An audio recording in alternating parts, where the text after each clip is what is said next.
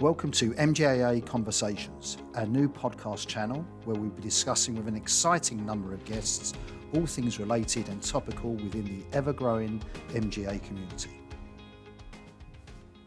Hello, I'm Mike Keating and welcome to our latest MGAA Conversations podcast. Today I'm delighted to welcome Gary Humphreys, Group Chief Underwriting Officer at Markerstudy. Gary, a very good morning to you. Hi Mike, thanks for having me. Great to see you. Okay, so let's get straight into it because I'm absolutely delighted to have you on our sort of podcast series, and there's a lot to talk about. So probably to start with, to say life within Markerstudy has been quiet or uninteresting would be a complete understatement in terms of what you and your colleagues have been doing over the last 12 to 18 months, especially with your very successful M&A activity. I think what our listeners would be really interested in, Gary, now that you're hopefully bedded in BGL and obviously with the Atlanta sort of acquisition, could you sort of sketch out in terms of the strategic direction of the Markerstudy Group and how you see, that those fitted in and the way forward? Yeah, of course. Yeah, as you say, it's been an exciting few months. Particularly happy to get the Atlanta deal over the line in the summer. First step, obviously, on the to-do list is really the integration. That's a big piece of work, not just in terms of aligning sort of people and culture and customer journeys, but systems-wise, it's a big piece of work coming down the track. But we feel strongly that it puts us in a great position to then deliver on our target to be the number one general insurer in personal lines, and that's really our strategic goal, and how we're looking to achieve that in two areas really. One, with our partner brands and our strategic partner brokers, and then beyond that with our own brands and our own distribution as well. Okay, so do you see, in terms of market messaging, and obviously, you've got, great advocacy with sort of, the broker market and the MGA market. Do you see any immediate change to that, Gary, or do you just see that gradually you've got the integration and then, or are you are you some way down that journey and that market messaging?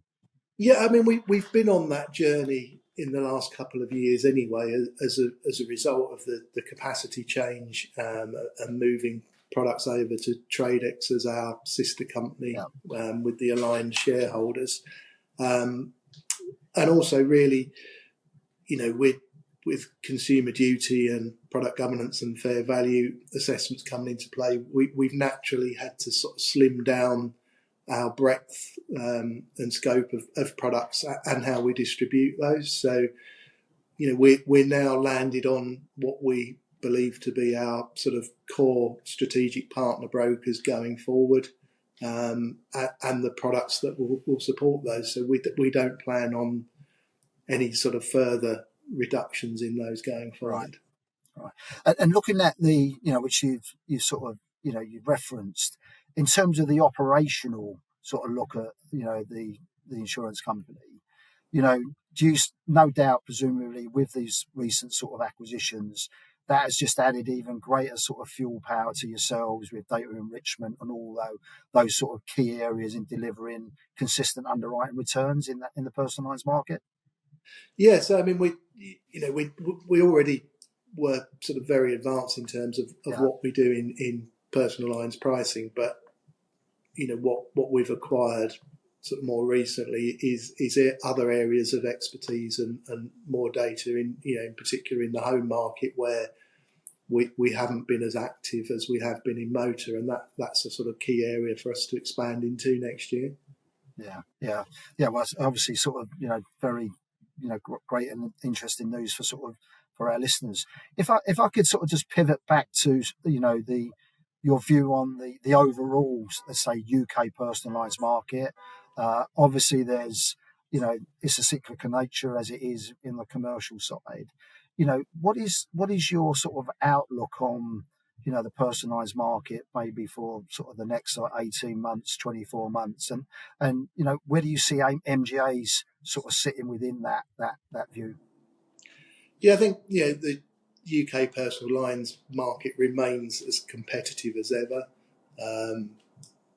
It went through obviously a turbulent time at the end of 22 and sort of into early 23 with inflationary pressures in the supply chain in particular. And obviously we saw rapid rate increases in motor, and those have sort of spilled over into home in more recent periods. But I think we've sort of plateaued in mid-year in terms of rate increases in personal lines, and we're beginning to see sort of the return of the softening of the cycle a bit, and particularly sort of more aggressive pricing in the most recent quarter. The horizon for next year looks to be like it's going to be competitive again, because inflation seems to be stable. It probably hasn't fallen as much as some hoped at the beginning of the year, but it's certainly under control, and it is predictable now. And we've also got the forthcoming changes to the Ogden rate discount, which potentially will fuel a more competitive pricing environment. So I think it's going to be a tough underwriting environment next year. I think for MGAs, they will become increasingly important, particularly in specialty areas and niche markets. I think sadly for MGAs in sort of certainly in price comparison motor, scale is everything now. The size of the market and the speed at which it moves doesn't really lend itself to MGAs in the traditional sense. But I think that the MGA market is healthy outside of price comparison, and as the market's consolidated in sort of motor broking world into larger players, I think that the gaps that have been left behind are being filled by MGAs now. So providing they've got strong product knowledge and strong underwriting, I think the market will support them with capacity to grow in those areas. So really it's the same DNA really, Gary, around, obviously it's all built around underwriting expertise, but in that personal line space, they have to have that data enrichment and that sort of ability to forensically price. Otherwise, they'll be selected against, presumably, which has happened in the past. Yeah, and data is the key to everything now, and it's so sort of readily available in sort of through external data sets now that you can't compete in a personal lines market without using data and having sort of a sophisticated pricing model that sits behind that. Yeah, no, well, I think it's a great messaging from that bit. What I've got you actually on that particular topic, and again, that was only announced I think yesterday. Do you have any views around the governance sort of recent announcement around the motor market? And I'm smiling because I'm messaging that the government is now going to make sort of a free and competitive market to price how they feel it should be priced. I found quite surprising. I see you're smiling. Do you have any sort of immediate views on that announcement? I know it was in their manifesto, but I always felt it was quite a challenge actually. Yeah, I mean, I think government intervention in what is one of the most highly competitive markets in Europe is always an interesting proposition. And obviously, because it was, as you say, in their manifesto, they had to follow up with it. But the reality is that prices now, certainly in price comparison motor, are now below the levels of this time in 2023. They're still obviously well above the levels of 2022, but then they needed to be because of all the challenges that we previously mentioned. So it's almost like the ship has sailed in terms of making them more competitive. Look, there's always going to be outliers. I mean, I saw the news sort of article on it last night on ITV, and They were talking about, it's ridiculously expensive for young drivers, but the price of insurance for young drivers is driven by the cost of the claims and the cost of the reinsurance. It's not it's not profiteering from the insurer market, that's for sure. So I find it difficult to understand what they can do from a government point of view that actually the regulator's not already looking at. The FCA have been very close to the market over the last few years with the JIP regulations, the fair value, the consumer duty, and now obviously they've announced the review on premium financing. So I think the regulator's doing a pretty good job of making sure that the market is keeping honest, if you like, and providing good value to the consumers. So it could almost be an own goal, because they could set up a task force that comes up with no tangible proposals, really. Yeah, and I think that could very much be the case, because actually if you look at whether it be someone from Swiss Re and you look at the market profitability, if you go back over the last 5 years, it's pretty clear that insurers have not been lining their pockets with enormous amounts of profits from motor, and so actually sort of the narrative doesn't quite match in terms of what this task force is going to do, and as you rightly point out, there's already, and perhaps quite justifiably, some concerns that the task force excludes the credit hire operators, it includes other people in the value chain, and they feel they've been shut out. So it's going to be an interesting first meeting around the table, I'd imagine. From that thing. But I appreciate your thoughts on that, actually, because I wanted to ask you what your view was, and that sort of leads me quite nicely, actually, as a segue into sort of regulation. And you've already touched upon sort of the consumer duty and the strategic decision where you had to sort of necessarily slim down a little bit because of sort of what everything came with that.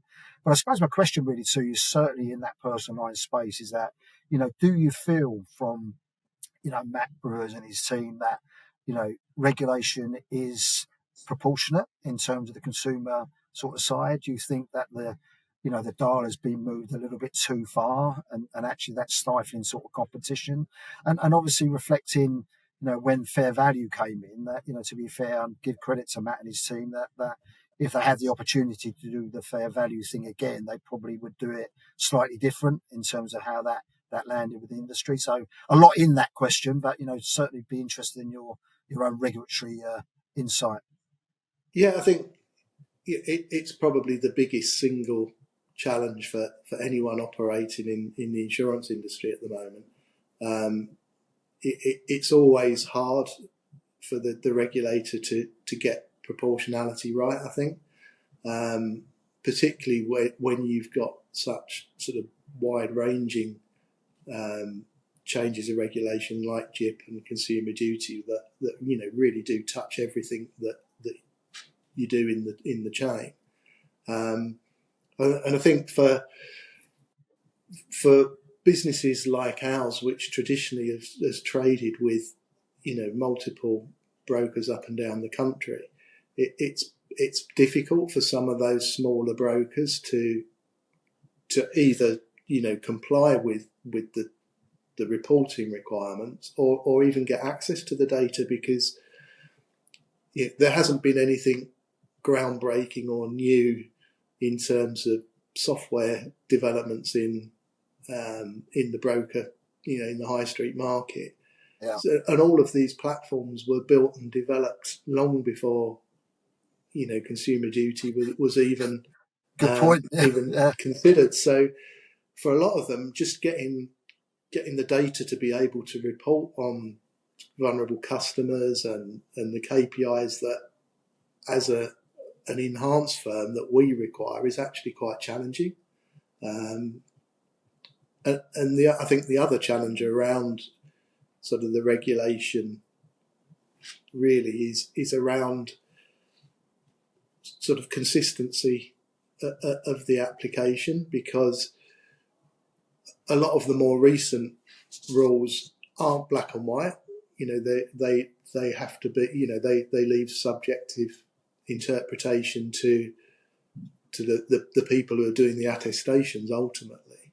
And that in itself leads to inconsistencies. And, in dealing with intermediaries in particular, we found that an approach by one insurer can be completely different to another. And then as the intermediary, where do you go with that?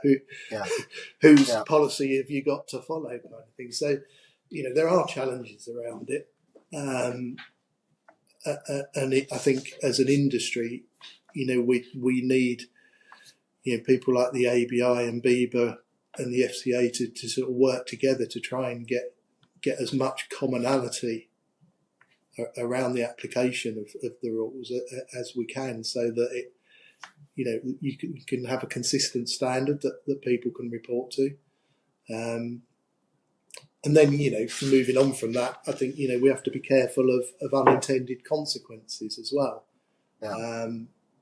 The premium finance one is going to be interesting because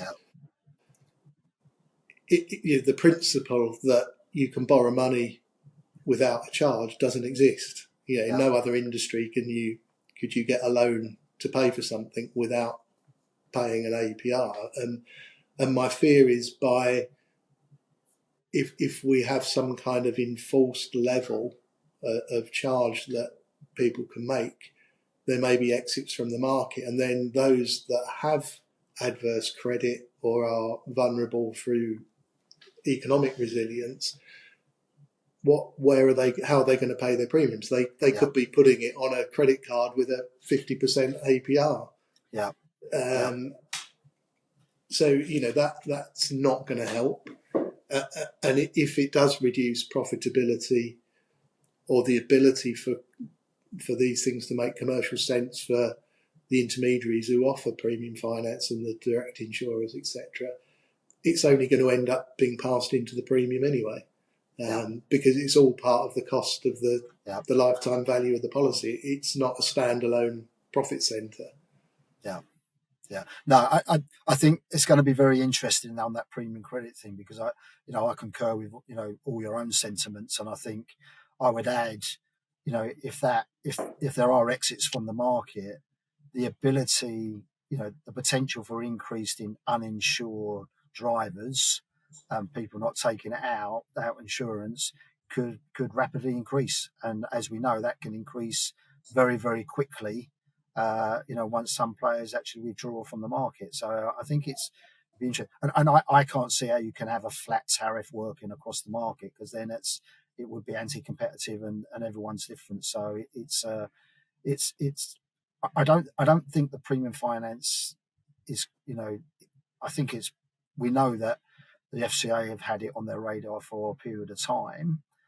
I think the industry welcomes, have a good look at it, and we'll collaborate. The industry collaborate as best we can for the benefit of the consumers, because that's what we want to do. But I think there needs to be a real good thought process about what any consequent actions come out from that, because it could all go wrong quite quickly. I think from that bit, and just on the same theme, Gary, obviously the recent announcement was around the claims piece. I think there's 23 insurers are being approached around claims, oversight, governance, and I know that includes obviously MGAs. I'm sure it's something you welcome, because having conversations with the regulator on anything is the right thing to do, and I underline the word conversation, because I think that's what we should have, that relationship.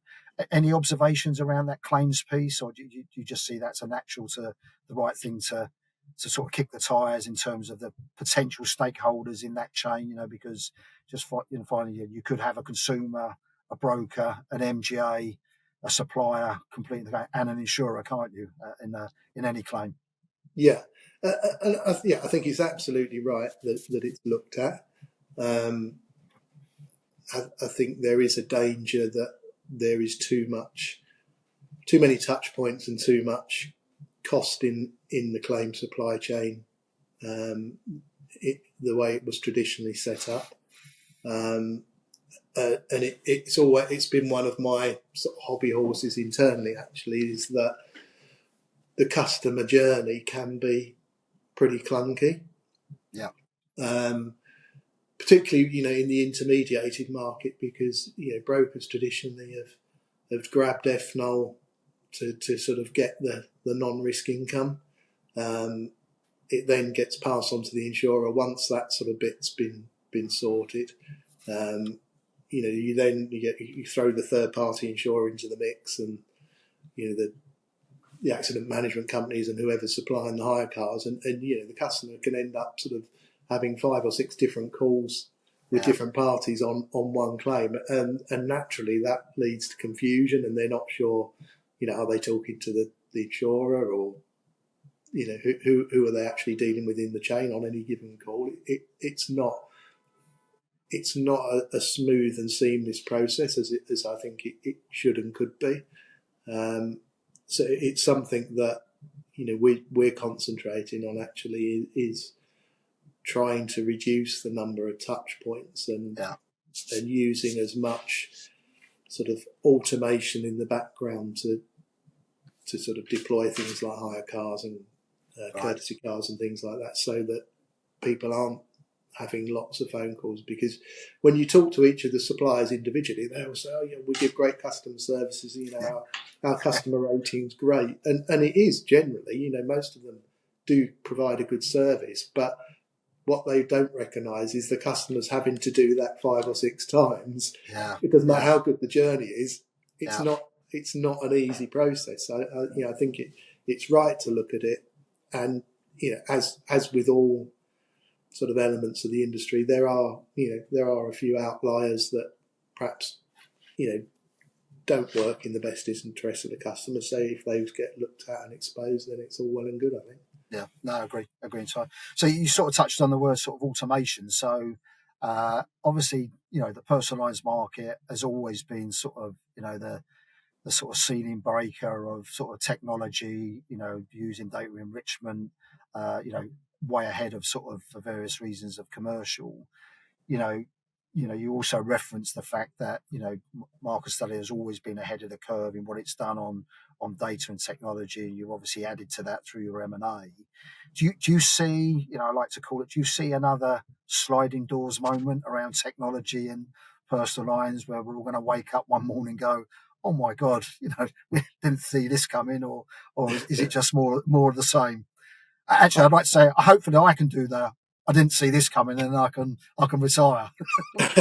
but most unlikely. I think that the potential is really around machine learning and artificial intelligence in pricing. That has the potential to really sort of run away with the art of the possible, and it could be quite scary if you end up in a sort of black box world where the AI and the machine learning is effectively doing all the decision making in the background, because as we all know, the capabilities of the modelling are way beyond the capacity of our best sort of actuarial brains. And so it's important that actually that's controlled, and it's not left to effectively turn into the decision maker in isolation, because it's not beyond the abilities now to effectively price every individual separately, but that doesn't necessarily give good customer outcomes and fair value across a broad spectrum, because the right technical price isn't always necessarily the best value or the right value for the customer. So I think that's really going to focus the mind over the sort of the next couple of years as to how we harness the technology, but not in a way that it's not understood and not controlled. Does it concern you in terms of the way some avenues that can go off, or do you feel there'll be enough? It could, because you can, if you follow it to its ultimate conclusion and ability at the moment, you can end up in a situation where you almost end up with a cohort of customers that the model says, well, we don't want to insure those at any price because the model says they're going to have a claim. So, it says, well, you wouldn't insure them. So, that isn't obviously, as we know, the principle of insurance being that, everybody pays their right amount into the pot and it covers everybody. So we do need to protect against that, and we do need to protect against sort of bias in the models, because it's unconscious bias, isn't it?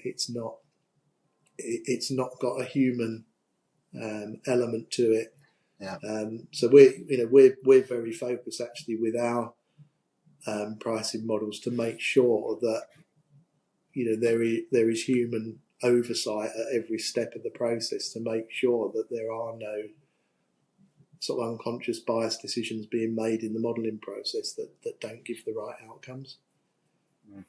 That's really interesting, and no doubt the regulator will be have a close eye on that over the next 2-3 years anyway, won't he? Yeah, I think that's going to be more and more a focus of the regulatory oversight.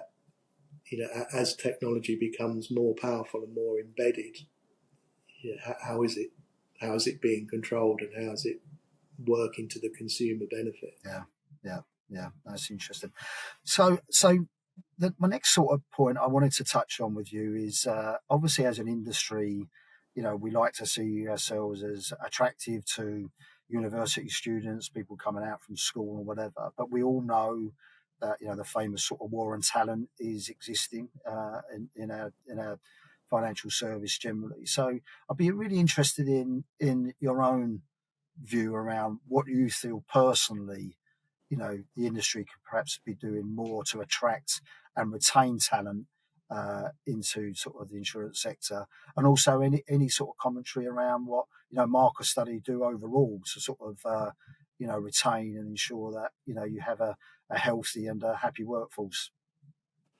Yeah, I mean, as long as I've been in the industry, actually, I think we've been quite bad at selling insurance as a career, and most people's perception outside of insurance is it's just dull and boring, and it's almost something that nobody wants to go anywhere near.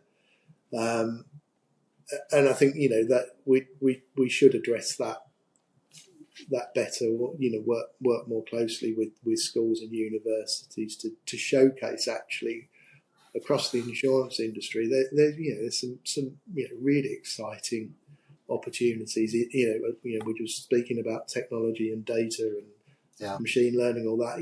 Those kind of things.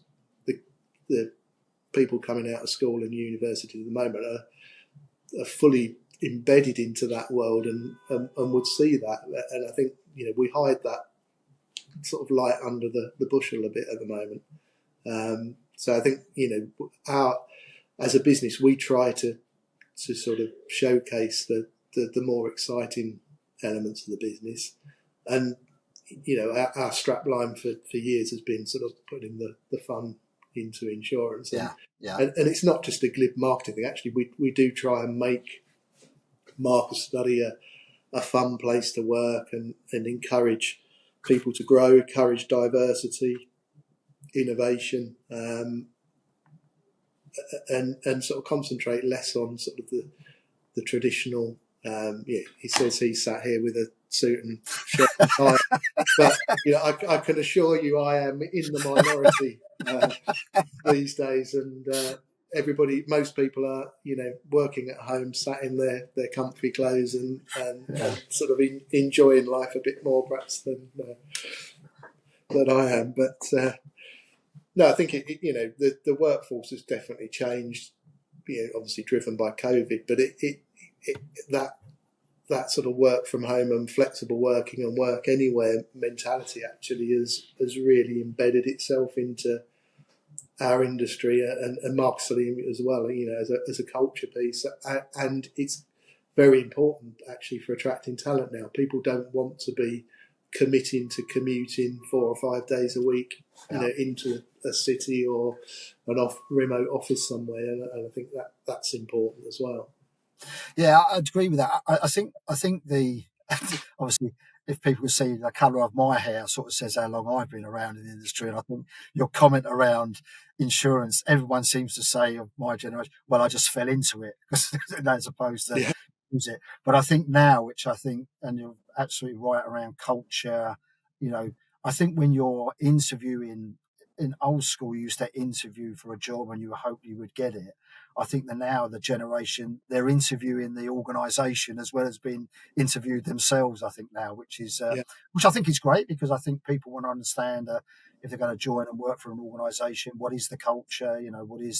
What's their employment practices? What do they support? And I know, Markerstudy, very strong around climate change and environmental stuff. So I know you're very, very strong on that sort of piece.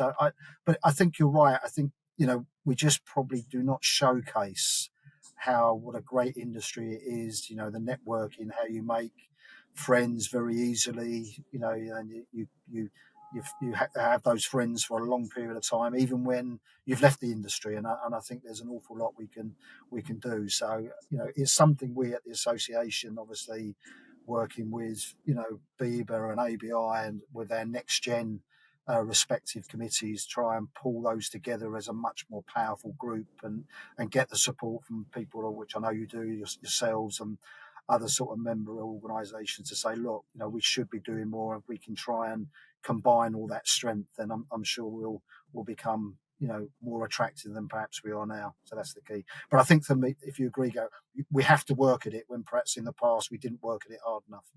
Yeah, I think it's like you say, it's a competitive world, and companies like Google and Microsoft and Apple are considered sort of the places everybody wants to work, because it's all fun and exciting and cutting edge, and actually, a lot of what they do, spills over into the insurance world as well. So we just have to make that known, really. Yeah, that's great. Okay, so my final question, really. So, first of all, absolutely fantastic insight across a range of topics. So thank you very much. So if hopefully in 12 months' time that, we revisit and we have another conversation for our podcast channel, what would you hope to be sort of sharing with me and our listeners in terms of what you've done in the forthcoming 12 months? Well, yeah, probably my unrealistic ambition would be to talking about Spurs winning a trophy. I tried not to mention that, but now you've raised it.